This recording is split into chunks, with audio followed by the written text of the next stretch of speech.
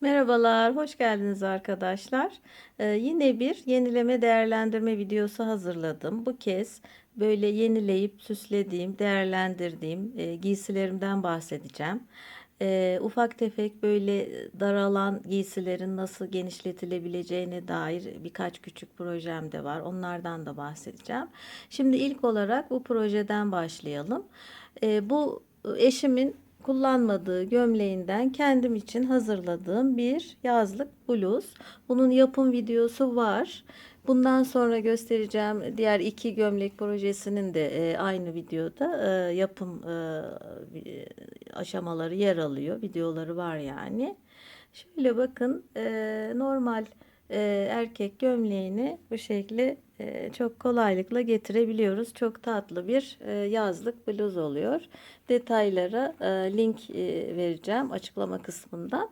Oradan bakabilirsiniz. Şimdi diğer gömleklere bakalım. Evet, bu da yine eşimin giymediği gömleklerinden birisiyle yaptığım bir bluz. Kendim için yapmıştım. Bu şekilde biliyorsunuz bebek giysileri de yapılıyor, elbiseleri. Böyle bir proje de yapmıştım. Gömlekten bebek elbisesi yapımı diye. Onun da linkini bırakırım aşağıya. Evet, bu şekilde. Evet, bu da yine aynı şekilde aynı tarzda yaptım. Kızıma yaptığım bir bluz. Eşimin gömleğinden. Bu şekilde. Genelde böyle dantel iplikleri kullanıyorum ben. Robalarda daha hoş duruyor. Evet, bunun da detaylarına videodan bakabilirsiniz. Sırada şöyle bir bluzum var. Bu şile bezi bir bluz.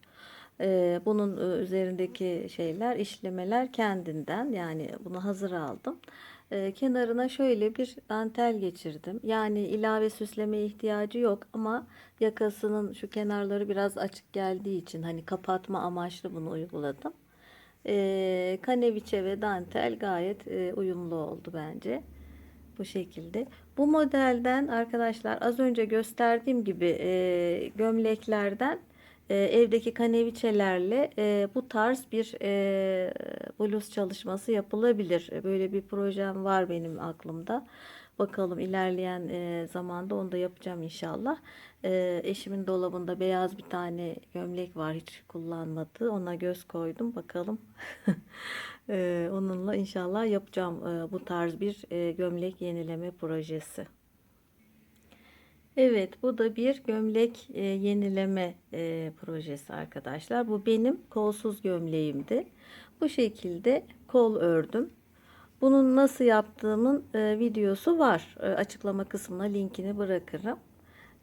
Bu şekilde kollar örerek gömlekleriniz yani kısa kolluysa kolunu kesip bu şekilde yapabilirsiniz, ekleyebilirsiniz. Benim zaten kolsuzdu. Kol olmasını istediğim için böyle bir şey ördüm. Bu da bir fikir olsun. Evet, bu da elbise yenileme projesi arkadaşlar. Böyle bir elbise. Bu da kolsuzdu. Bu şekilde kol ekledim. Bunun da nasıl yapıldığının videosu var. Açıklama kısmında linkini bulabilirsiniz. Böyle çok basit bir işlemle hemen kol takıp elbiseyi bambaşka bir hale çevirebiliyoruz. Bu arada bu elbise epey oluyor alınalı. O zamanlar daha ufak bedendi tabii. Şimdi biraz hafif daraldığı için şöyle bakın kenarına şöyle bir ek geçirdim. Şuradan açarak. Elbiseyi elden çıkarmak istemediğim için çok sevdiğim bir elbise çünkü renkleri, modeli vesaire. Bakın şöyle ufacık bir hareketle şuraya şöyle gördüğünüz gibi bir ek geçirdim ve gayet güzel şu anda giyiyorum. Bunu yapmak için hani çok ileri düzey böyle dikiş bilgisine, dikiş makinesine vesaire ihtiyaç yok. Çok basitçe elde dikilebilecek bir şey. Ama hani terziye de verilebilir. Terzi de yapabilir. Hani bu şekilde sevdiğiniz giysiler varsa şöyle kenarına ufak eklemelerle büyütebilirsiniz ya da küçültebilirsiniz. Evet, o şekilde yenilediğim birkaç elbise daha var arkadaşlar. Bu da onlardan biri. Bakın sadece böyle file işi örüp ucuna da bu şekilde süs yaparak şöyle bir kordon zincir örerek bu şekilde bir kol yaptım. Şu öndeki açıklığa şöyle bir motif yaparak kapattım vesaire. Bu da bir yenileme projesi. Evet, bu da yine bir diğer elbise projesi. Şöyle bakın kenarına bu kez örgü yünüyle yapmıştım bu kol eklemesini. Normal hani elbiseye uygun renkte bir iple bu şekilde kol örerek giysiyi yenileyebiliyoruz. Evet, bu da yine şöyle kolsuz bir şile bezi bluza kol ekleme projesi. Yine böyle dantel iplikle yaptım. Bunların videosu var arkadaşlar. Hani bu kol şeklinin nasıl yapılacağına ilişkin. Oradan bakabilirsiniz. Evet arkadaşlar, bu gömlek böyle yakalı, normal gömlek yakası olan uzun kollu bir beyaz gömlekti. Ben yakasını komple çıkardım. Bakın şöyle ve kenarına böyle dantel ipliğiyle şöyle fıstık çalışması yaptım. Bunu makinede diktim kenarını. Elde de dikilebilir. Çok mühim bir dikiş değil. Şöyle kolunu da kesip kol ucuna da bu şekilde yaptım. Evet, ince dantel tığ ve dantel ipliğiyle olduğu için kumaşa çok rahatlıkla batabiliyor. Rahatça batıp böyle ilmek alıp bu işlemi yapabiliyoruz. Yani böyle yakasından, kolundan vesaire sıkıldığınız gömlekleriniz varsa direkt bu işlemi uygulayabilirsiniz. Evet, bu da bir ceket yenileme projesi arkadaşlar, bu şekilde.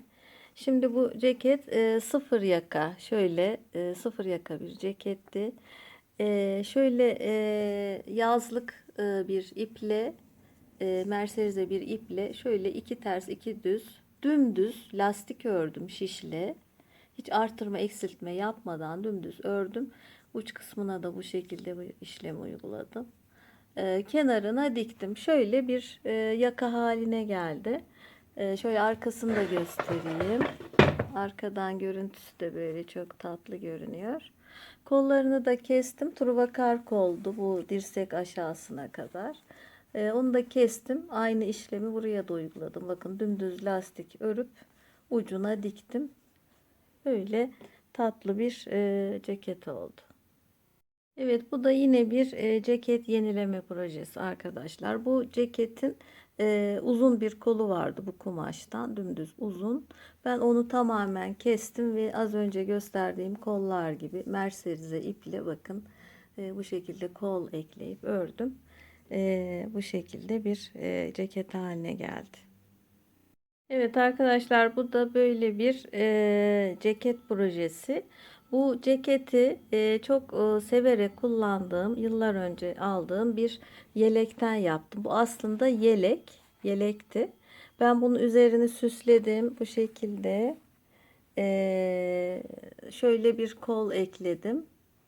Bu şekilde ceket haline geldi. Evet.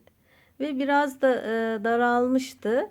Şöyle yine az önce elbisede de gösterdiğim gibi bakın kenarına şöyle bir işlem uyguladım. Kol altından itibaren şöyle bakın genişlettim. O da kolla uyumlu bir hale geldi. Böyle yıllar önce aldığım yeleği şimdi artık böyle ceket olarak kullanıyorum. Bu da sizlere umarım iyi bir fikir olur.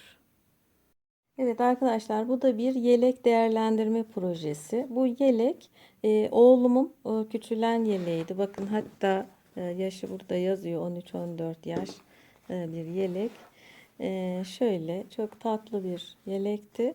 Ben bunu kendime yaptım. Şöyle şimdi normalde yelekleri, ceketleri şu yanlarına ekleme yaparak büyütüyoruz vesaire. Burada ön kısmına şöyle bir bakın tığ işi sık iğne ile böyle bir pat ördüm. Şöyle ve iki ucuna diktim.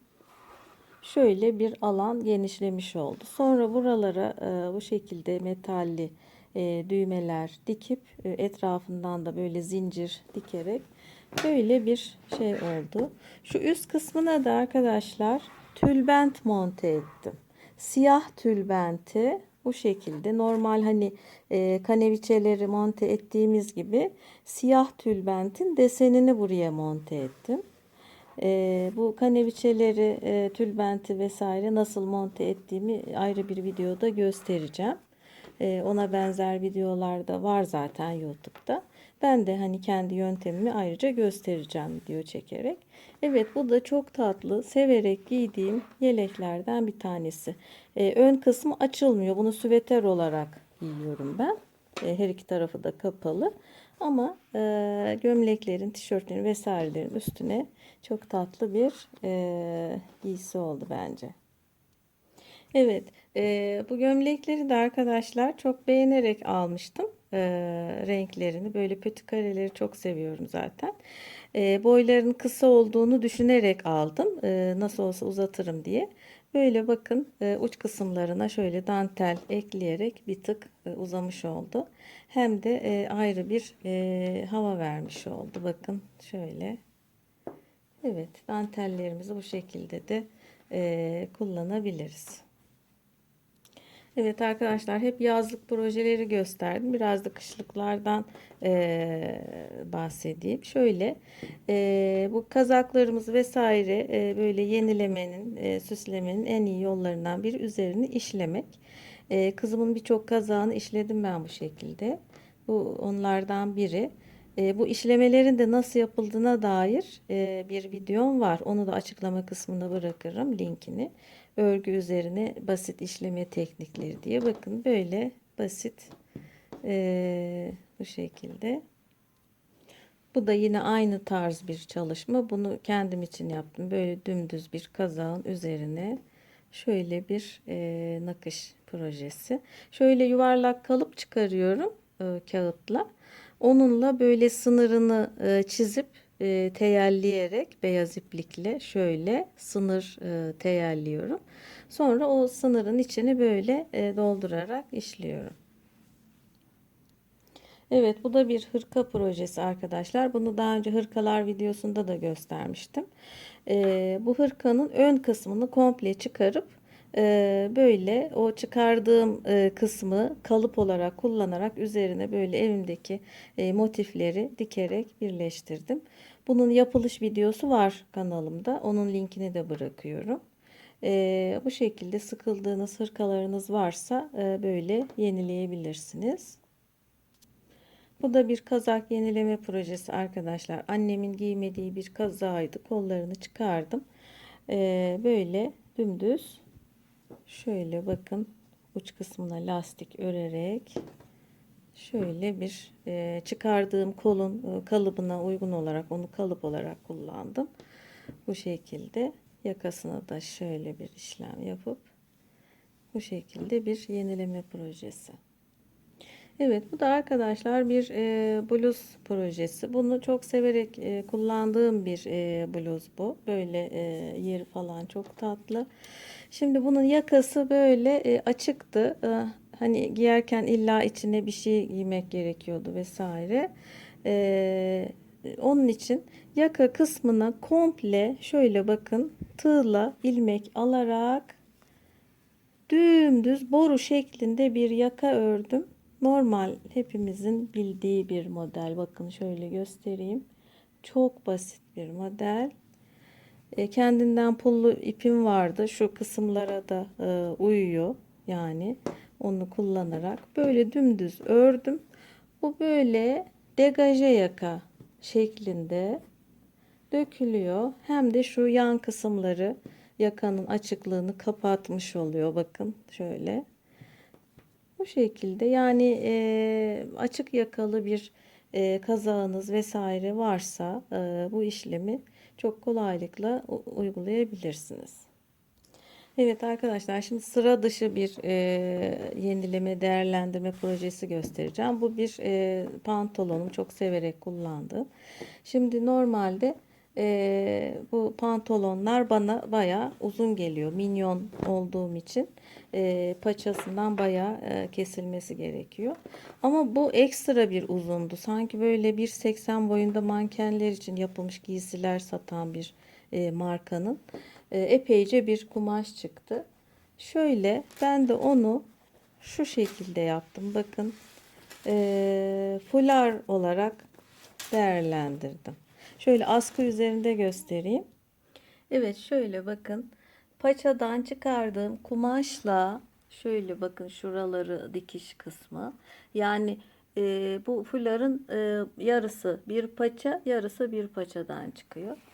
Böyle üzerine motifler yapıp böyle işleyip ucunda boncukla süslemiştim. Bunu seneler önce yapmıştım ama halen giyiyorum.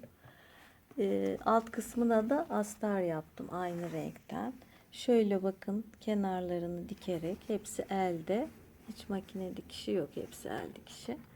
Arkasına şöyle iki parçayı şöyle bir şeyle birleştirdim. Bu enseye geliyor. Böyle bir pantolonla takım, işte gömlek, beyaz gömlek üzerine mesela bu şekilde bir takım haline geldi. Evet, bu da aynı işlemi uyguladığım bir diğer pantolonum. Şöyle bakın, üzerine böyle motifler yapıp diktikten sonra şöyle astarını diktim elde. Evet, bu şekilde bir hani yeleğimsi, böyle fularımsı, şalımsı bir takım olmuş oldu pantolonla. Evet, şimdilik göstereceklerim bu kadar. Bu giysi yenileme, değerlendirme, süsleme çalışmalarım devam edecek inşallah. Umarım faydalı bir video olmuştur. Videomu izlediyseniz yorumlarınızı bekliyorum arkadaşlar.